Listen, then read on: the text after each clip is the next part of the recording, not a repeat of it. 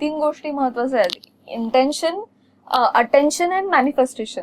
So intention खूप असतं आपलं, अटेन्शन घंटा काही नाहीये, मॅनिफेस्टेशन त्याहून नाहीये, असं आहे ना ते. कसं म्हणजे सो एव्हरी डे माझ्या घरामध्ये एक मी व्हाईट स्लेट ठेवलेली आहे, जी मी बेडरूमच्या दारालाच अडकवलेली आहे, जिथे मी उद्याची कामं अशी लिहून ठेवते आणि झाल्यावर ते पुसते, मग नवीन काम लिहिते.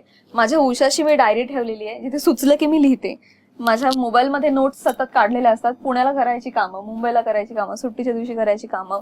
माझ्या कॅलेंडरवर लिहिलेलं असतं. माझे मी दिवस लगेचच आहे ना, मी कॅलेंडर असं लिहून ठेवलेलं आहे की पुण्याला गेल्यानंतर ही 5 कामं प्रायोरिटीने करायचे. सो आय थिंक लिहून ठेवणं, डिसाईड करणं, ठरवणं, एकही दिवस वाया न घालवणं, काय सगळं लिहिलेलं प्रामाणिकपणे करणं, सगळंच सगळं होत नाही, पण ऍटलिस्ट तुम्ही सुरुवात करता त्यानुसार. आणि तुम्ही डिसाईड केल्याशिवाय मॅनिफेस्ट काहीच होणार नाहीये.